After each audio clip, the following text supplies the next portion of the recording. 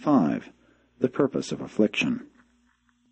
At another of these private interviews in the garden, Nathanael asked Jesus, "Master, though I am beginning to understand why you refuse to practice healing indiscriminately, I am still at a loss to understand why the loving Father in heaven permits so many of his children on earth to suffer so many afflictions."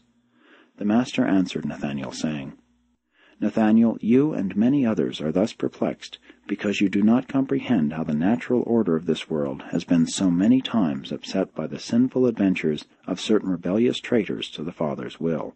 And I have come to make a beginning of setting these things in order.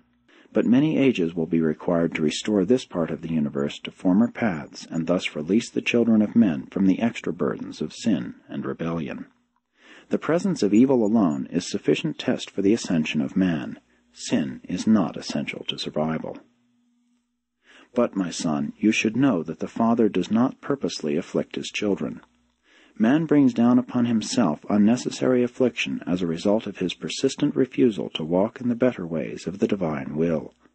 Affliction is potential in evil, but much of it has been produced by sin and iniquity. Many unusual events have transpired on this world, and it is not strange that all thinking men should be perplexed by the scenes of suffering and affliction which they witness. But of one thing you may be sure: the Father does not send affliction as an arbitrary punishment for wrongdoing. The imperfections and handicaps of evil are inherent. The penalties of sin are inevitable. The destroying consequences of iniquity are inexorable.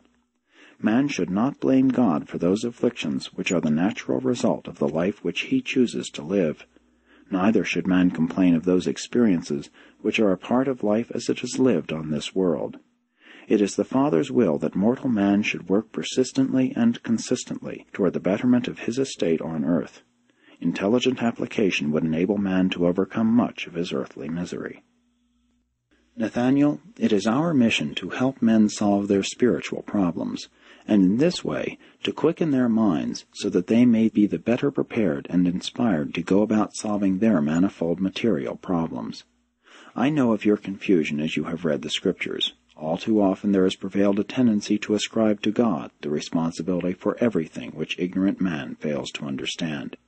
The Father is not personally responsible for all you may fail to comprehend. Do not doubt the love of the Father, just because some just and wise law of His ordaining chances to afflict you because you have innocently or deliberately transgressed such a divine ordinance. But, Nathanael, there is much in the Scriptures which would have instructed you if you had only read with discernment. Do you not remember that it is written, "My son, despise not the chastening of the Lord, neither be weary of his correction. For whom the Lord loves, he corrects, even as the Father corrects the Son in whom he takes delight." The Lord does not afflict willingly. "Before I was afflicted, I went astray, but now do I keep the law." Affliction was good for me that I might thereby learn the divine statutes. I know your sorrows. The eternal God is your refuge, while underneath are the everlasting arms. The Lord also is a refuge for the oppressed, a haven of rest in times of trouble. The Lord will strengthen him upon the bed of affliction. The Lord will not forget the sick. As a father shows compassion for his children, so is the Lord compassionate to those who fear him. He knows your body. He remembers that you are dust. He heals the broken-hearted and binds up their wounds. He is the hope of the poor, the strength of the needy in his distress, a refuge from the storm and a shadow from the devastating heat. He gives power to the faint, and to them who have no might he increases strength. A bruised reed shall he not break, and the smoking flax he will not quench. When you pass through the waters of affliction, I will be with you, and when the rivers of adversity overflow you, I will not forsake you.